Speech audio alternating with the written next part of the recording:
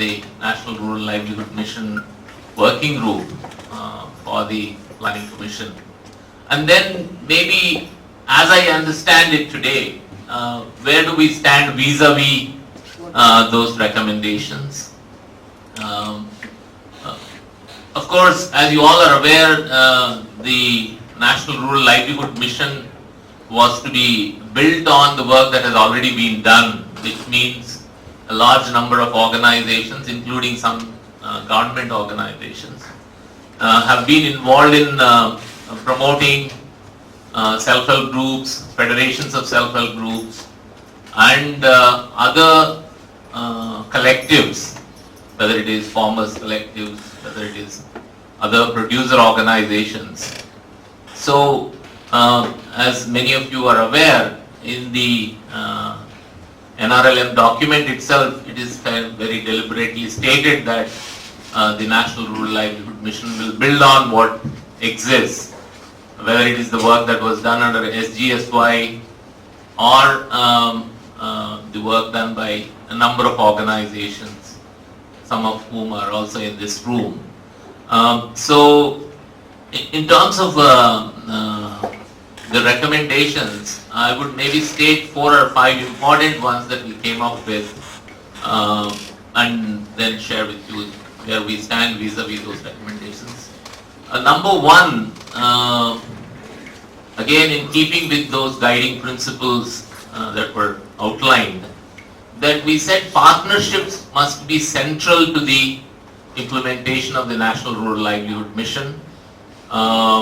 Whether it is partnerships with NGOs, partnerships with community-based organizations, or partnerships with private sector or any other institutions that have an interest in it.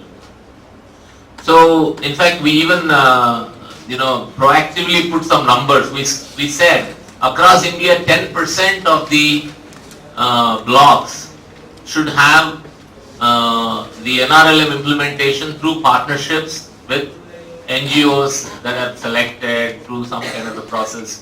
We even came up with some kind of guidance on what should be the kind of criteria and the process by which those could be selected.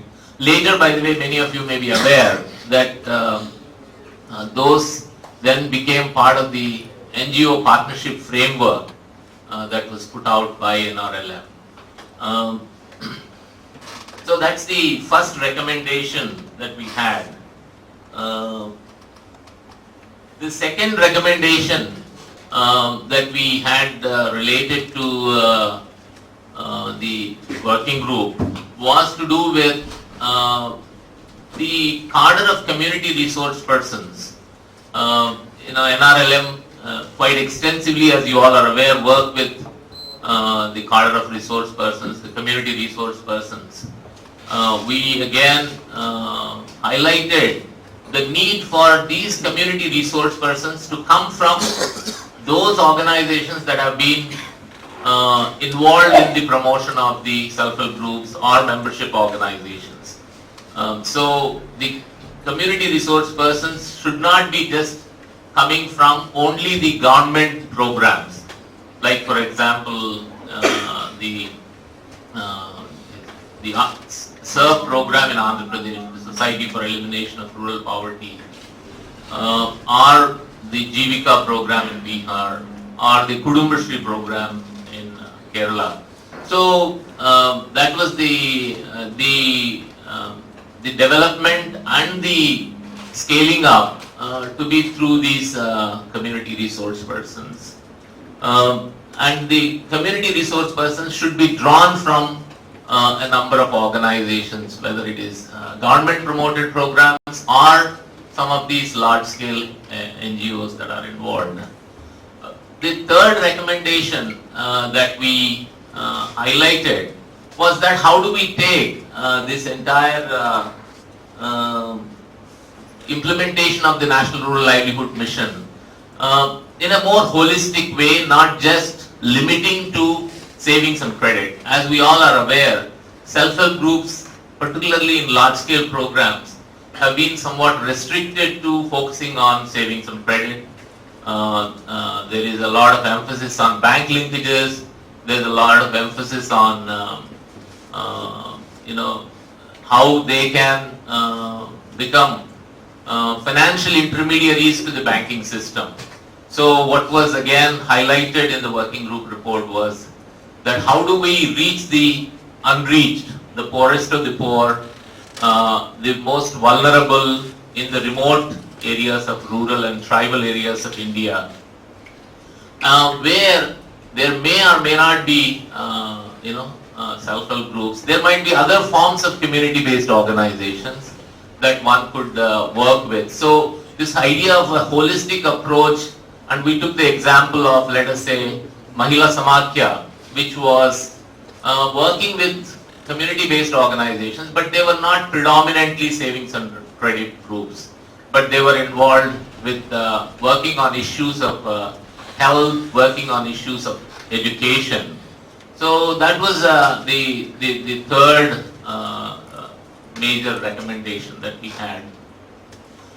The fourth recommendation was related to this whole scale-up strategy. As you all are aware, the NRLM scale-up strategy has 2-3 distinct aspects. Number one, there is this whole resource block strategy, where a few blocks in every state, maybe 5-10 selected, and there the community resource persons from these national resource organizations come and support them in the implementation of the resource block strategy. The second is the set of blocks where these are called the intensive blocks, where some effort goes on in terms of existing groups. How do we look at them, how do we map them, and how do we build on those groups by putting the staff of the state rural livelihood missions and then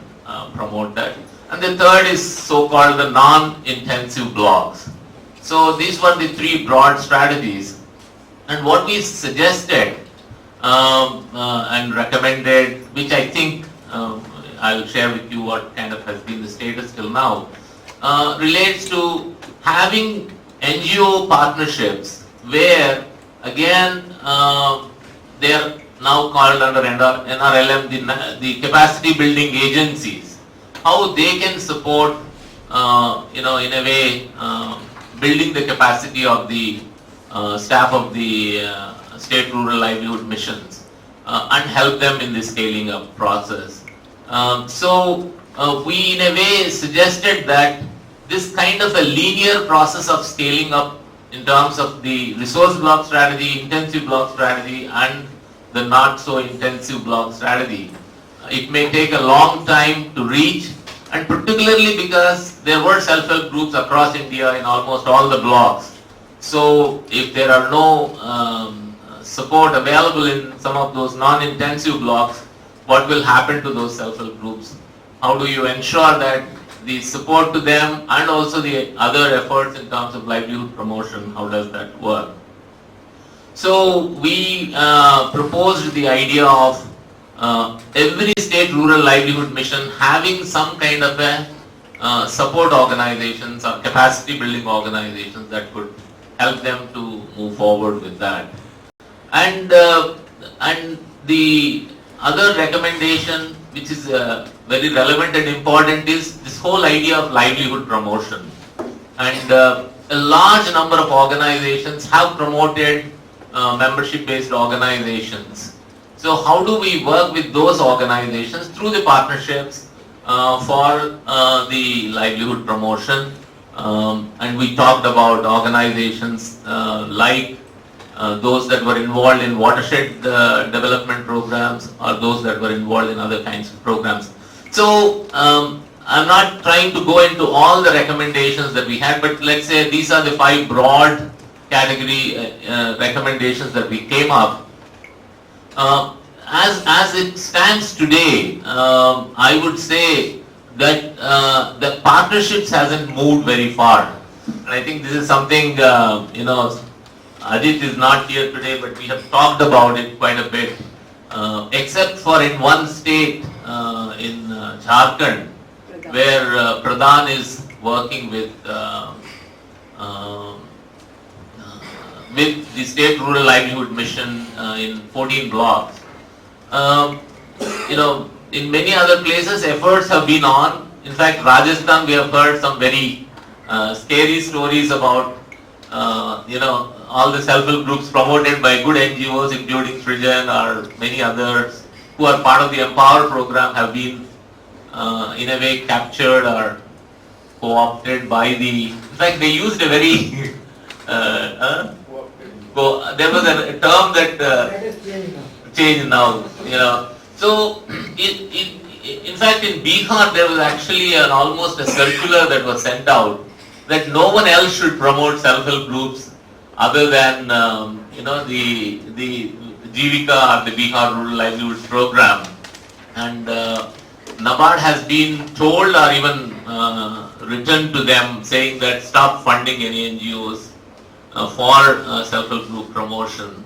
So, I think the spirit in which the partnerships was proposed and the idea of partnerships was promoted, I would say we haven't really made too much of a headway. We have been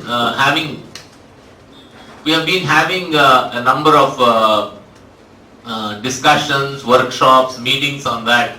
And by the way, to the credit of the National Rural Livelihood Mission, certain frameworks have been put in place. At least there are 3 documents that are available. One, of course, a partnership framework for the NROs, the National Rural Resource Organizations. Then there is one for capacity building organizations, and then finally the third for the field implementation partnership.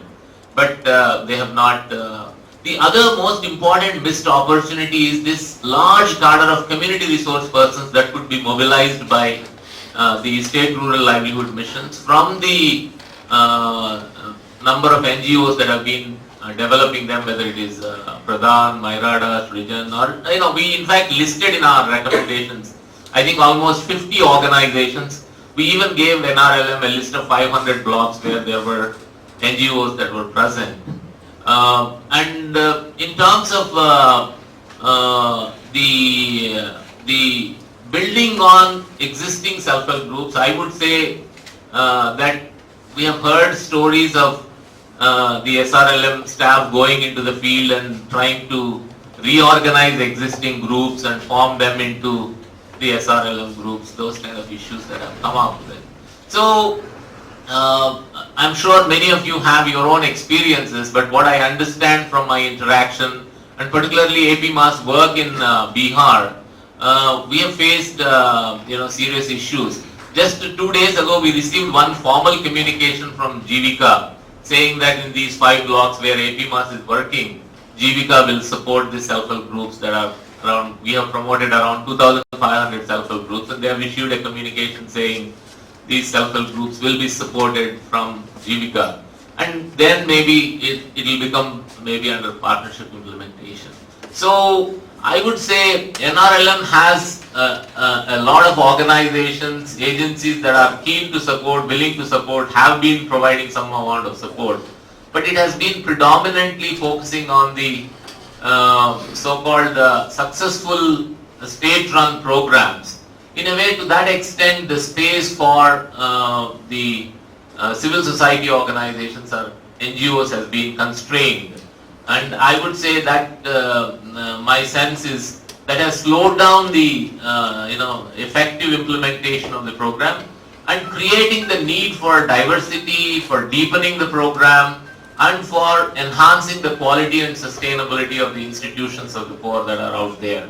So I think without really maybe going too much into the details, at this stage what I would like to state is that maybe in a workshop like this we could come up with some kind of recommendations as to, at least in the area of capacity building and creating the kind of trainers for the effective implementation of the rural livelihood missions. And now, as you all are aware, the National Urban Livelihood Mission also has come about. So how do we implement those effectively, where collaborations, partnerships and alliances become the reality? So that's where I would like to start. Thank you very much.